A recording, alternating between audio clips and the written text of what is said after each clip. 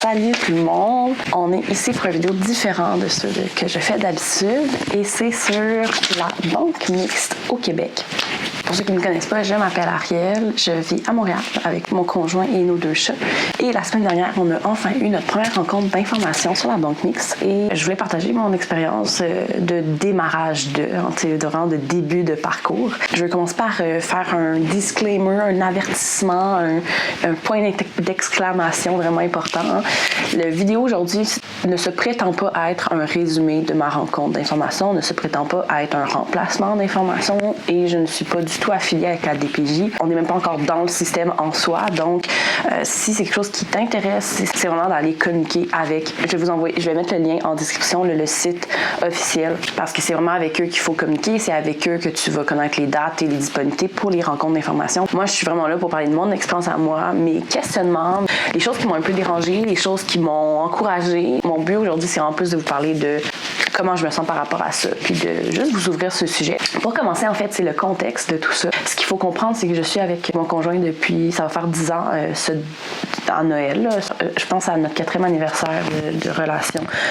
On s'est fiancés, il m'a demandé en mariage. Je suis en train de rendre ma mère un peu folle parce qu'elle savait que mon chef s'en vient pour me demander. Puis là, moi, j'étais là, je pourrais peut-être le faire moi aussi, pas obligé d'être le gars, non. Bref, tout ça pour dire qu'on s'est fiancés et je pense la semaine après, là, avant le nouvel an, j'étais genre, oh merde, j'ai dit oui, puis ça me tente, mais je pense pas que je l'ai déjà parlé que je veux adopter. Puis dans le fond, c'est que c'est un désir que j'ai depuis aussi longtemps que je m'en rappelle, honnêtement, là, parce qu'à l'époque, je m'enlignais pour étudier en psychoéducation. Je lisais beaucoup sur la théorie de l'attachement. Venant d'une famille sécure, présente, avec 3 sœurs, avec qui je m'entends bien, avec des parents qui font confiance, qui sont respectueux, etc. J'avais vu de premier plan au primaire puis au secondaire des exemples de familles dysfonctionnelles, des enfants qui ont malheureusement pas des parents bienveillants ou protecteurs. Donc, ça m'avait amené beaucoup de questions. Pour moi, c'était vraiment... Je réalisais lentement dans mon enfance que des familles comme la mienne, il n'y en avait pas partout nécessairement. Puis ça faisait dans tout ce processus de réflexion-là. Je sais pas de quoi aura de l'air mon avenir, mais j'aspirerais à adopter un enfant qui existe déjà, qui à ce moment-là a des problèmes d'attachement, qui a des séquelles. J'étais revenue sur mon oui à mon chum. J'avais dit comme, oui, je vais te marier, mais il faut que tu sois ouvert à adopter. on a comme mis ça dans un tiroir en se disant comme il est ouvert. Pour lui, c'était pas le besoin d'avoir un enfant biologique, était pas là. Pour moi, c'était assez. Là, c'était juste tant que tu as une ouverture on en reparlera quand ça sera nécessaire. Et là, on avance de 6 ans. Dans le fond... on s'est mariés il y a 2 ans, puis on savait qu'on voulait commencer à essayer d'avoir des enfants à la fin de ses études, donc en avril 2019. Donc, pauvre Guillaume, là, il a vraiment eu une année de merde parce qu'il travaillait et était à l'école, donc tout l'hiver 2020, il voyait pas d'amis, il était full focus sur « faut que je finisse mon bac cette année, je veux le finir ». C'est vrai qu'il n'y avait aucune vie sociale, puis le mars est arrivé. C'est genre, tout est mort, tu sais. En tout cas, bref, donc...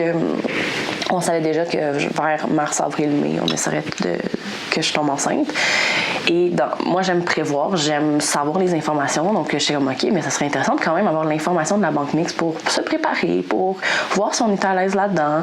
Moi, par ma famille, je connais beaucoup d'autres couples qui ont passé par la banque mixte. Donc, tu sais, j'avais quand même de l'information de base. J'entendais des genres de témoignages, mais c'est différent d'avoir la vraie séance d'information officielle. La pandémie est arrivée, donc malheureusement, les rencontres d'information de la banque mixte capouette. De mars à août, il n'y a eu aucune rencontre. Puis là, j'ai travaillé de nuit, il y a eu la pandémie, toujours pas enceinte, donc ça s'est pas donné. Au début de la pandémie, j'ai été diagnostiquée avec le syndrome des ovaires polykystiques, le SOPK. Grosso modo, c'est un dérèglement hormonal. C'est un diagnostic que j'attendais, je m'attendais à l'avoir. Les symptômes étaient là, c'était logique. J'y croyais depuis octobre 2019, puis c'est en mars 2020 que ça a été confirmé. C'est pas la fin du monde, puis pour avoir lu énormément sur le sujet, pour avoir lu beaucoup de femmes qui passent au travers de ce syndrome-là, il y a énormément de symptômes possibles à avoir, puis j'en ai pas tant que ça, donc je suis très chanceuse. Un des effets secondaires, c'est des problèmes de fertilité, puis sans nécessairement que ce soit une cause à effet, ça reste que la majorité des femmes qui ont de la misère à tomber enceinte ou qui ont carrément des problèmes de fertilité ou d'infertilité, la plupart ont un diagnostic des ovaires polykystiques. Donc, par la COVID, par le fait que les suivis n'étaient pas nécessairement comme d'habitude, par le fait qu'il y a une limite à ce que je pouvais faire aussi, par le fait que je travaille à nuit, donc ça en dérèglement hormonal, c'est déjà pas bon. On a comme été sur le banc de touche pendant toutes les... Ça m'a un peu poussé dans le fond à aller chercher chercher l'information de la banque mixte parce que je me disais, on sait pas de quoi a l'air l'avenir, on sait pas. Tant mieux si ça s'en vient, tant mieux si on le concrétise, ce projet-là de bébé. Puis on en a discuté beaucoup dans la dernière année. Puis notre vision, c'était qu'on est ouvert à adopter. Puis même, idéalement, ce serait ça qui se passerait. Mais on aimerait ça commencer par un enfant biologique ou du moins un enfant naissant, même s'il n'est pas biologique en soi. Ne serait-ce que pour passer au travers les stades typiques de l'évolution de l'enfant. Puis de se retrouver du jour au lendemain, même si la paperasse et les processus dont je parlais tantôt sont très longs avec la banque mixte, ultimement, ça veut quand même dire que du jour au lendemain, tu te retrouves avec un enfant de 8 mois chez toi, par exemple. Donc, c'est quand même gros pour un jeune couple de jeunes parents, pour leur premier enfant. C'est quand même assez intense. Donc, on a pris la décision qu'idéalement, on voudrait commencer avec un enfant en très, très bas âge, idéalement naissant, idéalement aussi, j'aimerais ça être enceinte, connaître ça, même si ça me terrifie en même temps, mais bon, on n'a pas toujours ce qu'on veut, puis c'est correct. Là. J'ai travaillé beaucoup là-dessus cet été, alors que je sais même pas ce que l'avenir me réserve. Ça pour dire qu'on est allé chercher de l'information sur la banque mixte pour justement être capable de se faire une tête. Et là, c'est de ça qu'on parle aujourd'hui. On va commencer par juste clarifier c'est quoi la fameuse banque mixte. Grosso modo, quand tu veux avoir un enfant de manière non biologique, non naturelle, pour adopter, tu as de l'adoption internationale, que j'ai aucune connaissance de ça honnêtement, parce que j'en connais pas vraiment autour de moi qui l'ont fait de toute façon. Et l'adoption régulière au Québec, ça existe très peu, puis on a eu les chiffres justement. Là, si tu te mets en, mettons là, nous on risque de le faire, là, juste par principe de au cas où un jour, t'appliques pour adopter un enfant, ça veut dire que la mère, soit pendant sa grossesse, elle décide dans le fond qu'elle va céder ses droits parentaux à la naissance du bébé. Et là, à ce moment-là, il y a des dossiers, puis elle cherche quelle famille elle veut donner l'enfant à. Et là, à ce moment-là, ça veut dire qu'à la naissance, tu signes des papiers, la mère, les parents cèdent leurs droits parentaux et tu adoptes de façon régulière l'enfant, alors qu'il vient pas d'ailleurs, il vient de l'hôpital à côté de chez toi. T'sais. C'est très, très rare. La dernière année, c'était à peine 10 enfants qui ont été adoptés de cette façon-là. Et avec la quantité de gens qui appliquent, parce que la plupart qui appliquent pour les banques mixtes, ils appliquent aussi pour la banque régulière, parce que le délai d'attente est de 7 à 8 ans. Donc, c'est long en titi. Sinon, les deux autres choses, c'est la fameuse famille d'accueil, qu'on entend beaucoup parler.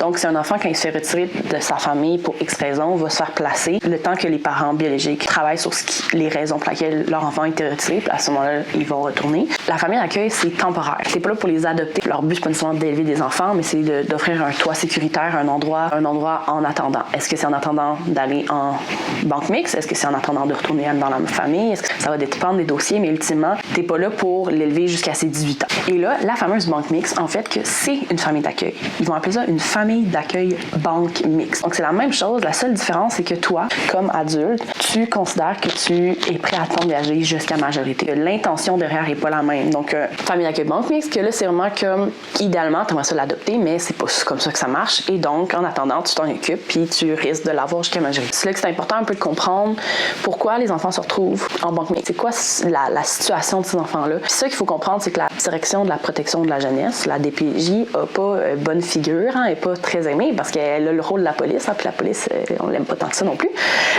Donc, dans le fond, c'est vraiment l'idée de leur devoir primaire, c'est de protéger l'enfant puis de s'assurer que son développement physique, cognitif, émotif se passe bien et qu'il n'y ait pas de maltraitance, qu'il n'y ait pas de négligence, que dans le fond, tous ses besoins de base soient remplis. Il faut vraiment intervenir en situation critique. La plupart des signalements à la DPJ viennent souvent de profs ou de les éducatrices à la garderie parce qu'ils voient de premier plan l'enfant à temps plein, ils voient des changements dans leur comportement et quand ils ont des motifs de croire qu'il y a une négligence ou que ces besoins n'ont pas répondu, ils peuvent à ce moment. En fait, ils ont le devoir comme professionnels de signaler. La DPJ reçoit, ils font leur évaluation. C'est de se rappeler qu'ils sont là en crise, ils sont là pour des cas graves, donc c'est seulement 1% des signalements à la DPJ qui vont être retenus. La plupart, c'est justement, le dossier va se faire refermer. Ça veut pas nécessairement dire qu'il y a un retrait, c'est juste que le dossier est retenu, puis à ce moment-là, ils vont intervenir, ils vont aller travailler avec le parent, évaluer d'où vient le problème, c'est quoi la situation. Puis là, à ce moment-là, la DPJ, normalement, le but, c'est...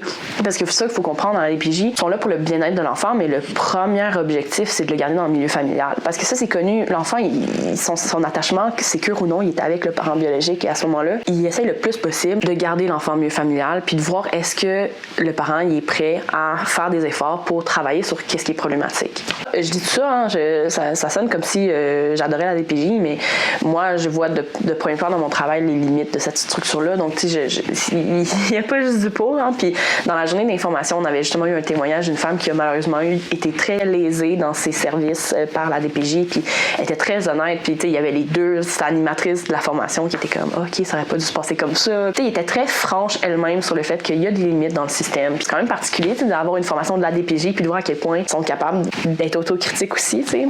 Mais bon, bref, ça, c'est une autre affaire, là.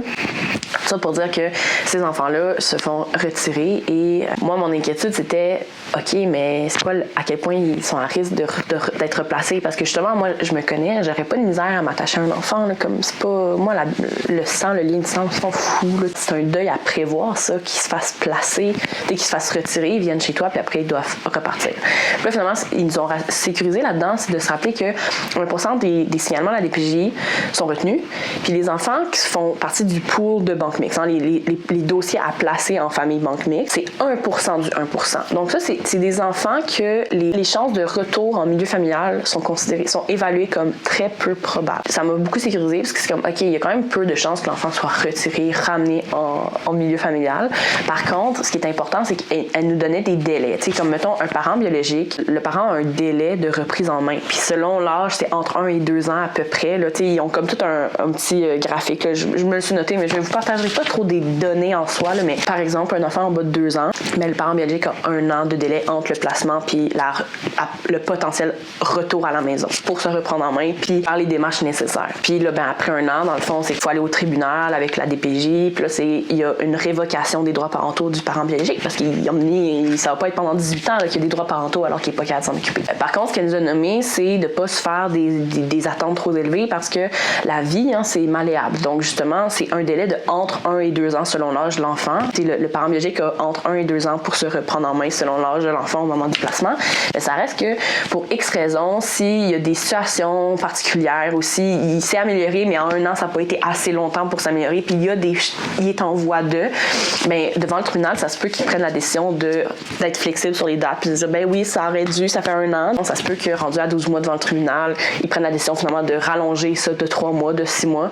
Puis ça veut dire en fait que les chances que l'enfant retourne à la maison sont peut-être encore plus élevées. Donc, c'est quand même difficile, c'est quelque chose à comprendre, je pense, de dire que les chances que l'enfant retourne sont faibles. La majorité des enfants sont restés dans le milieu de la banque mixte, mais ça reste une possibilité. Je parle un petit peu de la raison pour laquelle un enfant serait retiré, mais justement, c'est sans vous faire des cours là-dessus, parce que je suis pas non plus une experte. Je suis une experte de rien dans ce que je parle aujourd'hui. Je suis une experte de mes émotions puis de mon ressenti, c'est à peu près tout. L'enfant, le bagage, c'est pas un enfant tout neuf. Hein. C'est un enfant, même à juste 3 mois, il y a des séquelles, malheureusement, du fait d'avoir été retiré, d'être né dans un milieu familial qui n'était pas adéquat, qui n'était pas capable de s'occuper de lui de la bonne façon. C'est comme, il va aller en famille d'accueil. Le temps qu'il soit retiré de la famille, puis qu'il soit placé en banque mixte dans une famille à long terme, ben, il y a quand même le gap entre les deux. Donc, ça reste que c'est un enfant qui a quand même été barouetté un petit peu, même si c'est le moins possible, il l'a quand même été. Donc, tout ce qui est l'attachement sécurisant, généralement, c'est rare là, que c'est fait, parce que ça va être un enfant très méfiant, un enfant qui, que ce soit de façon concrète ou non, c'est un enfant qui a beaucoup de séquelles émotives, de sécurité, de notion de c'est quoi le rôle de l'adulte. Beaucoup d'adultes qui lui tournent autour, beaucoup d'adultes à qui il est toujours en train de tester des limites, qui ne sait pas s'il peut leur faire confiance. Donc, ça donne des enfants quand même qui peuvent être assez complexes à apprivoiser, à élever. Il a vécu beaucoup de choses qu'il ne peut pas verbaliser, qu'il n'est pas capable, que lui-même à son âge ne peut pas comprendre vraiment. Tout ce qu'il sait, c'est qu'il ne sait pas trop c'est quoi cet adulte-là, puis il ne sait pas trop combien de temps cet adulte-là va rester, parce que les autres adultes ne sont pas restés non plus. Donc, tu sais, comme tu as déjà ça, mais là, si en plus tu rajoutes le bagage de est-ce que peut-être que la mère, elle a consommé pendant la grossesse, il peut avoir des diagnostics de santé mentale, de déficience intellectuelle, de déformations génétiques qui vont se développer dans les premières années de l'enfant, que tu ne sais pas nécessairement dès le début, que souvent la DPJ elle-même ne sait pas. Il peut avoir des doutes, mais elle ne le sait pas nécessairement. Donc, tu sais, comme c'est un enfant qui a un gros bagage, puis il faut être ouvert à ça, il faut être ouvert à la complexité. C'est des gens qui sont impatients au bout, que vous avez besoin de sentir que votre vie est sous contrôle, puis que ça doit se passer comme vous le dites, puis que ça doit être cadré. Bien, faites pas la banque mixte parce que il y aura énormément d'impuissance. Puis ça, en parlant d'impuissance, je veux aller sur les responsabilités et les implications de parents qui adoptent via la banque mixte. Ça a été quand même un gros wake-up call, un gros moment dans la formation. Ça a été justement toutes les implications d'être un parent banque mixte. Parce que là, on oublie le fait qu'il y a de la paperasse. Je vais vous en parler tantôt, mais il y a des délais, il y a de la paperasse, il y a des évaluations, il y a des suivis, il y a toute la patente qu'on pourrait imaginer.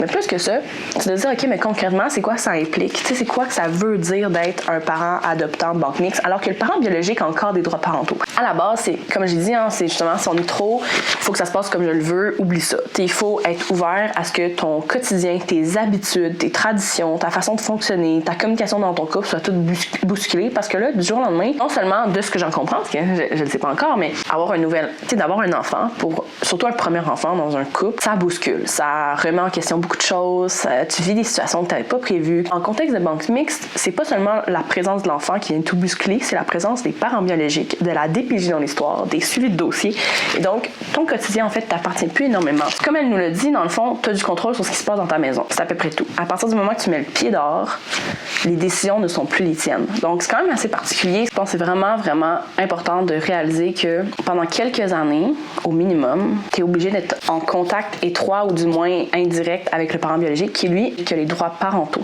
Donc là, toi, comme famille d'accueil banque mixte, il faut que tu sois capable d'accepter que tu vas t'occuper d'un enfant 24/7, que tu vas l'aimer comme ton enfant, tu vas l'élever comme ton enfant, tu vas l'intégrer dans ta vie comme ton enfant, mais tu n'as pas de droit parental. Je le savais déjà dans le sens où, tu sais, moi, l'exemple le plus commun qu'on entend, c'est les rendez-vous médicaux, le parent biologique y a droit. Il va peut-être ne pas y aller, il y en a beaucoup qui y vont pas, mais c'est le parent biologique de l'enfant qui a les droits parentaux sur l'enfant et donc il est tenu d'être informé des rendez-vous et techniquement les décisions médicales, les traitements, les suivis de soins, c'est ces parents-là qui décident. Ce qui est quand même particulier parce que vu que c'est le parent banque mixte qui s'occupe de l'enfant 24/7, si le médecin a des questions à poser au quotidien, c'est pas le parent biologique qui peut répondre malheureusement, parce qu'il sait pas, il va voir son enfant en visite supervisée, tu vas être ouvert à cette difficulté-là. Si je pouvais le résumer, je m'excuse si c'est pas très clair, mais grosso modo, il y a une prestation, il y a une indemnisation du gouvernement au fait d'avoir un enfant banque mixte qui est pas imposable. Notre internet a lâché, donc j'ai jamais eu les chiffres, mais de ce qu'on en comprend, c'est que c'est quand même pas petit comme somme et c'est entre autres pour aider à justement pallier au fait que tu dois te préparer à moins travailler. T'as pas le choix. C'est pas juste pour l'attachement de l'enfant puis de donner du temps pour lui, c'est le fait que justement tu n'as pas de droit parental. Et là, c'est là que j'ai enfin compris l'ampleur. C'est-à-dire que ce n'est pas toi qui fais les appels de prise de rendez-vous. Donc tu te fais dire c'est quand les rendez-vous médicaux, les suivis. Ça peut être des suivis de pédopsychiatre, ça peut être des suivis de physiothérapeute, d'ergothérapeute, des suivis de dentiste, de lunettes. Ce n'est pas toi qui peux prendre le rendez-vous. Donc tu te fais dire c'est quand. Donc il faut vraiment être flexible, il faut vraiment que ton milieu de travail soit capable de t'accommoder.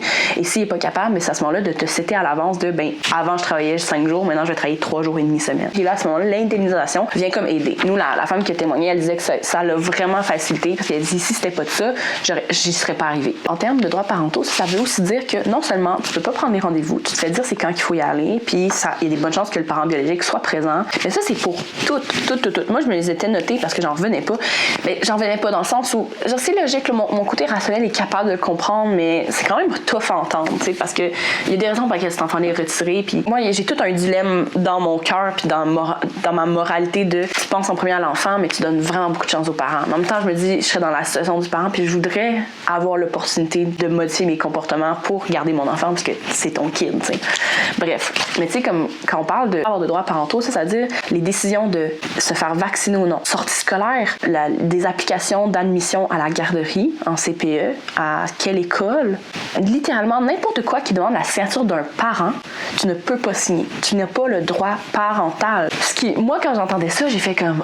Mon cerveau était genre, waouh! Tu sais, donc là, moi, j'ai pas pu m'empêcher de poser une question. Puis j'étais comme, attends, mais là, vous êtes en train de dire que, mettons qu'on tombe sur des parents biologiques qui sont anti-vaccins ou des parents biologiques qui veulent rien savoir d'envoyer leurs enfants à la garderie puis que pourquoi ils veulent vraiment que leur enfant soit, je sais pas moi, en milieu familial ou qui est juste pas à la garderie du tout. Est-ce que tu peux te retrouver dans la situation où pendant comme 3 ans, tu peux pas retourner travailler ou tu peux pas faire vacciner l'enfant, tu peux pas lui prodiguer des soins de base, genre mettons des types, tu sais, mettons une chirurgie ou des décisions à prendre dans son état de santé. Puis là, c'est comme le parent biologique est pas confortable avec X opération. Donc là, tu peux pas lui donner l'opération, l'enfant va pas recevoir l'opération. Donc là, moi, j'étais genre, wow, ok, c'est intense. Puis là, c'est là qu'ils nous ont clarifié. On dit, attends, faut faire attention. Oui, le parent biologique a le droit parental de décider au nom de l'enfant. Par contre, s'il y a un clivage, donc, je veux faire vacciner mon enfant, le parent biologique veut pas, clivage, on s'entend pas du tout dans le cabinet du médecin, puis le médecin est juste comme, ok.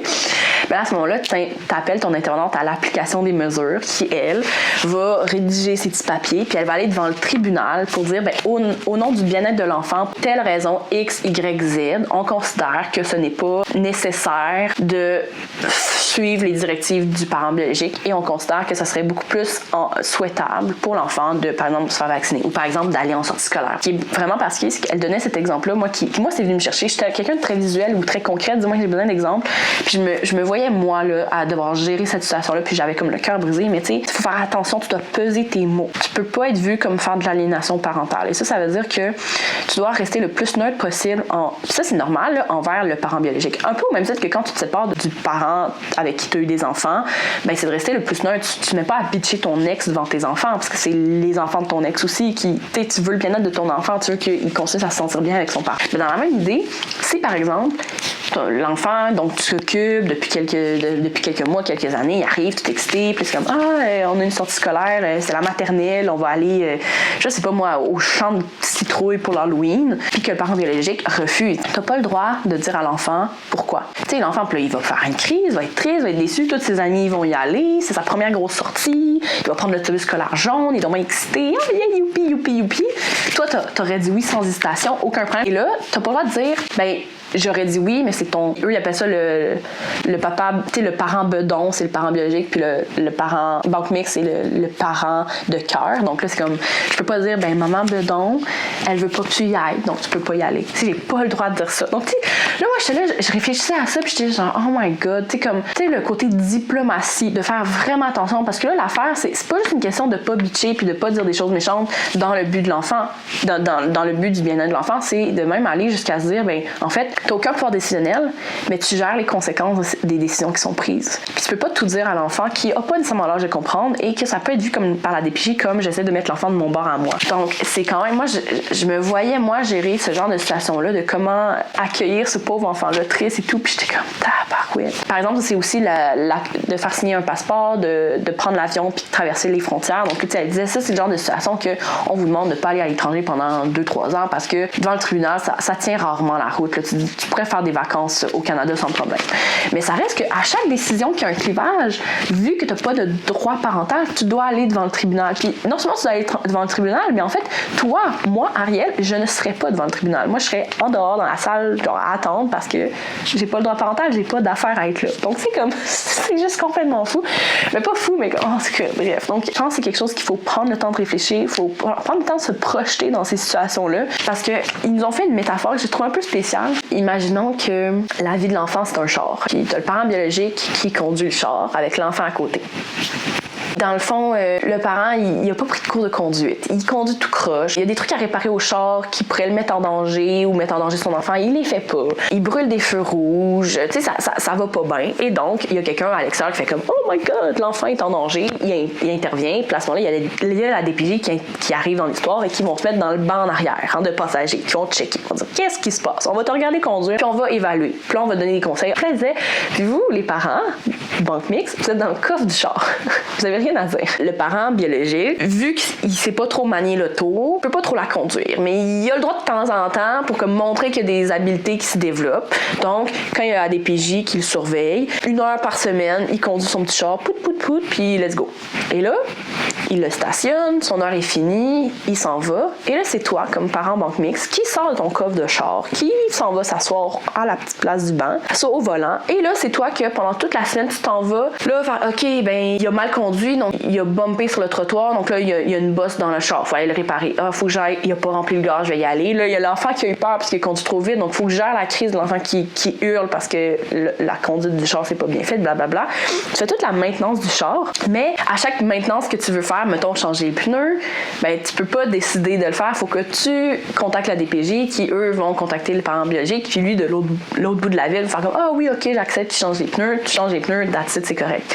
Mais en tout cas, je sais pas, j'ai l'impression que c'est bizarre comme exemple, mais tu sais, c'est vraiment pour montrer à quel point t'as aucun pouvoir, non seulement t'as aucun pouvoir décisionnel, mais t'as pas le droit parental. Et là, ça va jusqu'à les réseaux sociaux. Eux, ils nous appellent vraiment à la sensibilité puis à faire attention parce que, ben oui, un enfant en banque mixte a vécu des choses. Tu vas pas toujours toujours tout savoir. Alors, ça, c'est quand même assez particulier. Hein. La DPJ n'est pas en devoir de te donner toute l'information parce que justement, tu n'es pas le parent légal de l'enfant. Donc, tu n'as pas à savoir tous les détails. Par exemple, qu'il y aurait eu de la violence familiale puis que l'enfant aurait eu des séquelles physiques, ben tu vas ils vont te le dire. Il y a eu des séquelles physiques, il faut que tu ailles voir un ergothérapeute. Mais tu vas pas avoir plus de détails. Si eux, ils jugent que c'est pas nécessaire que tu saches la gravité des gestes, la fréquence des gestes, la durée dans le temps des gestes, ils vont pas te le dire. Donc, tu t'occupes de cet enfant-là qui a les séquelles de ce qui est arrivé, mais tu n'as pas nécessairement tous les détails parce qu'ils considèrent que c'est de l'information sensible et que tu n'as pas à la savoir non plus. C'est vu comme, c'est l'histoire de l'enfant, puis c'est pas nécessaire.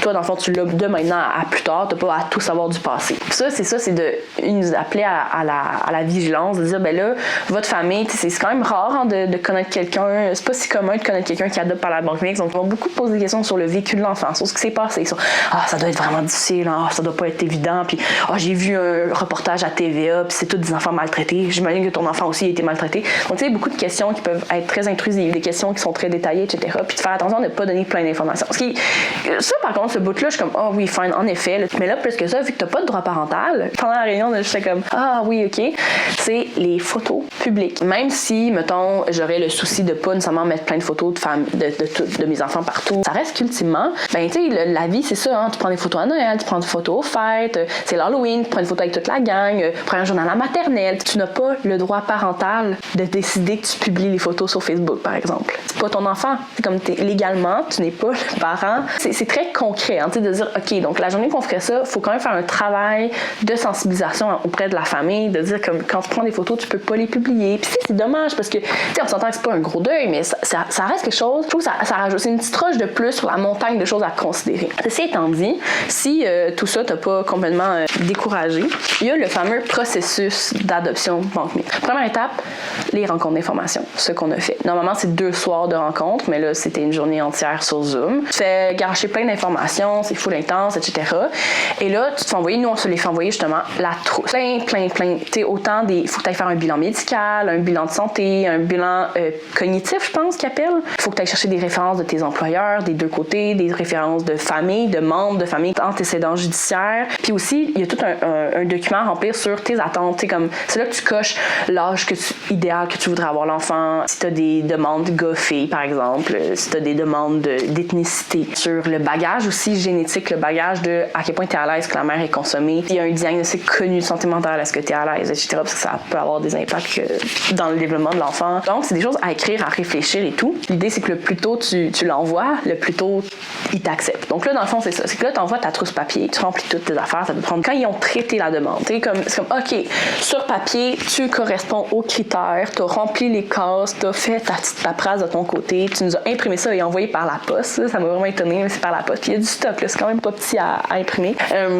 Tu nous envoies ça et là, une fois que c'est traité, tu es accepté. Dans le fond, une fois que tu es accepté, il y a un délai d'1 an avant d'être rencontré pour la rencontre d'évaluation. Donc, eux, ils appellent ça une rencontre d'appréciation du projet. C'est pas exactement clair c'est quoi cette rencontre-là, mais c'est comme une première rencontre avec la DPJ de, justement, comment tu as aimé ça, la rencontre d'information? Ça a été quoi votre processus de réflexion depuis, mettons que ça a pris 6 mois, 1 an, peu importe, à remplir les papiers.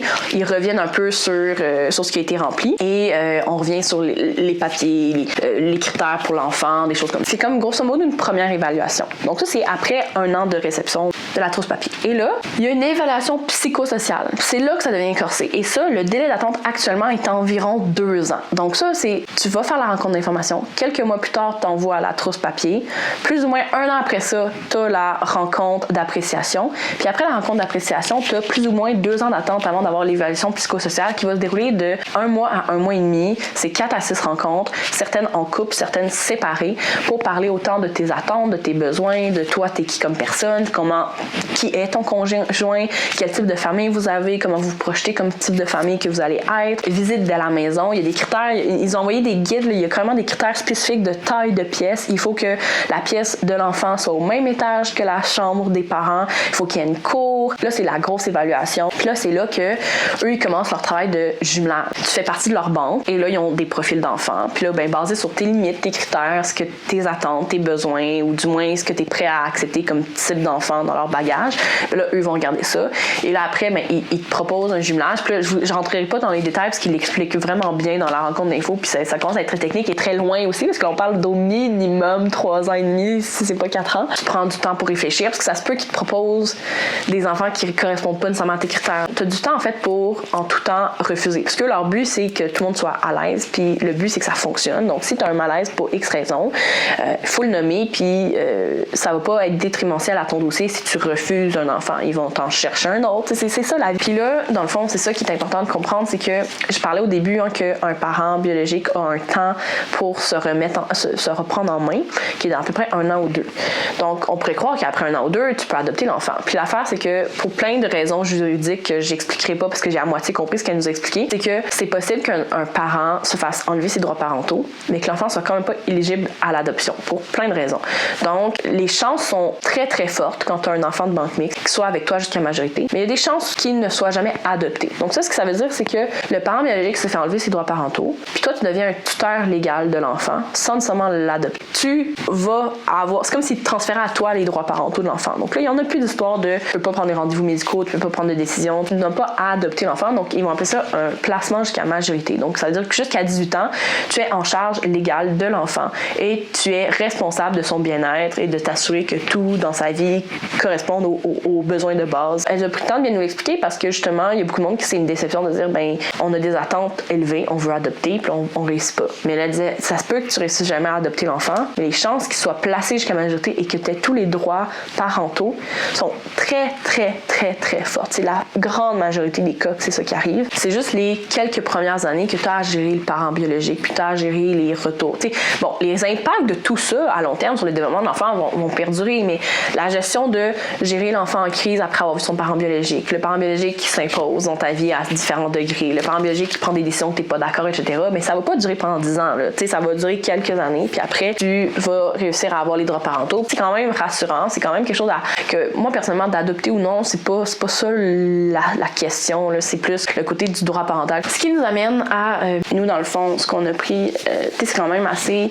D'un côté, ils nous disent qu'il faut vraiment bien connaître vos critères, vos limites. Si, mettons, tu sais que tu veux zéro un enfant qui a des déficiences intellectuelles, ben coche pas que ça te dérange pas dans l'espoir que ton dossier soit traité plus rapidement. Parce que si on se rend compte à la rencontre d'appréciation que, dans le fond, tu as à moitié menti pour essayer d'avoir un dossier qui avance plus rapidement, ben on va te remettre dans la pile parce que tu réponds pas aux critères qu'on a besoin. Donc, tu sais, ça sert à rien de mentir. Il faut vraiment prendre une réflexion poussée de c'est quoi mes limites, c'est quoi mes attentes, c'est quoi mon désir d'avoir des enfants. D'un côté, ils disent qu'il faut vraiment que tu te respectes dans tes choix puis dans tes limites, puis qu'il faut vraiment que tu penses à, tu sais, mettons, de pas faire exprès. Parce que là, ils nous disaient que sont de plus en plus vieux, les enfants en banque mixte. Hein, c'est comme du 3-4 ans, alors qu'avant, c'était plus en bas de 3 ans. Donc, c'est des enfants qui ont des parcours lourds, ils ont des parcours, sans nécessairement que le dossier est lourd, ben ça fait des années qu'ils attendent après une famille comme permanente, donc c'est difficile sur son développement. Donc, d'un côté, ils nous disent ça, tu sais, de vraiment se respecter. C'est comme nous, on se voit pas là, d'avoir un premier enfant de 3 ans ou de 4 ans avec tout ce bagage et toutes les responsabilités que ça implique, puis toutes les considérations que ça amène. Ça, on se sentirait pas prêt. Mais d'autre côté, à la fin de la rencontre, ils te lisent des dossiers réels d'enfants, sans les noms, sans trop de détails, pour te donner une idée de c'est quoi les enfants qu'il y a. Il y en avait un, il y avait à peine 2 ans, ça fait presque 1 an qu'il est placé en famille d'accueil en attente d'être en banque mixte. Puis la raison pour laquelle il se fait pas prendre, parce que au début, il y avait 1 an, donc tu te dis, ah, ben 1 an, c'est jeune, il me semble que ça serait pas si pire. Mais c'est que ça, c'est que c'est diagnostic non confirmé de déficience intellectuelle et de déformation crânienne de la mère. Gros retard de développement, des retards dans le langage. Et donc, c'est un enfant qui apprend très lentement, qui est très reculé. Dans les premières choses qu'il a dit, c'est qu'il voulait le fermer, puis s'il vous plaît, aimez-moi. Puis là, elle nous sort ça. Puis là, t'es comme, pour vrai, là, c'est comme, tu me niaises, là. Genre, tu viens de me dire qu'il faut vraiment se respecter, puis pas se donner, faire attention. Mais là, de l'autre côté, après, ils ont vraiment un pitch de vente parce que c'est sûr, eux, ils doivent trouver ça vraiment difficile d'avoir tous ces dossiers-là d'enfants qui attendent des familles. Par délai aussi, ça prend du temps, là, tout ce processus-là. Donc, pas dès qu'ils sont placés, qu'ils jumellent, là, donc ça peut être long. Mais là, ça fait qu'ils ont tout un pitch de vente. Pensez-y, puis vous allez changer leur vie. Puis, donc, c'est comme, ça fait vraiment, on est sorti de cette rencontre-là vraiment épuisé, puis vraiment comme, OK, mais God, qu'il y a du monde qui ont besoin d'aide. Moi, ça m'a vraiment ramené à moi, à 17 ans, quand je pensais, je veux adopter parce qu'il y a des enfants qui ont besoin d'amour dans le monde. Ben, ça m'a confirmé ça mercredi. Mais est-ce qu'on se sent prêt à aller là-dedans et tout?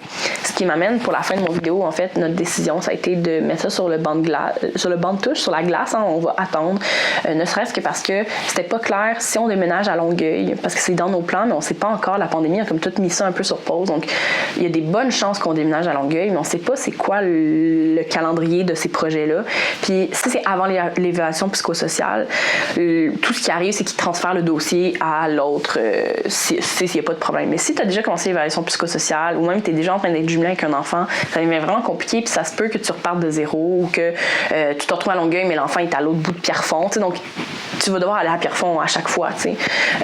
Donc, c'était pas clair à partir de quand c'est un transfert de dossier, puis à partir de quand, vu que c'est un autre 6, ben ça se peut que ce centre intégré-là, il considère que, ben vu que vous n'êtes pas du tout dans le même territoire, tu dois recommencer le processus au complet. C'est-à-dire refaire la rencontre d'informations, refaire la paperasse, etc. Donc, juste pour ça, on s'est dit, on se sent pas prêt. Notre but, c'était pas de commencer avec un enfant de banque mixte, donc on va pas commencer les démarches. On va s'entendre d'appliquer pour l'adoption régulière, ne serait-ce que parce que dans 7 ans, crime, c'est dans un bout. Ça nous a solidifié dans notre décision, ça nous a aidé à mieux y voir clair. Les deux, on a pris beaucoup de notes, on se garde ça de côté. Tu sais, on sait pas comment ça va se concrétiser, ce projet-là familial, mais ça fait du bien d'avoir des informations. Si c'est le genre de choses qui vous intéressent, moi, je vous invite vraiment à aller à la rencontre d'infos, ne serait-ce que parce qu'ils vous parlent des cadres légaux, ils vous donnent des références de lecture à faire. Mais surtout, il y a un témoignage de quelqu'un qui est passé au travers de ça, puis c'est un bon gros témoignage d'1 heure et demie qui est riche en critiques, en réflexion. Je pense que j'ai fait le tour. C'est un sujet qui est un peu hors de l'ordinaire sur ma chaîne. C'est pas le genre de choses que j'aborde d'habitude. Donc, dès cette semaine, je recommence mon programme normal de idées de cadeaux, mes vidéos de Sims qui en viennent aussi. Puis merci vraiment beaucoup d'avoir écouté et à la prochaine fois.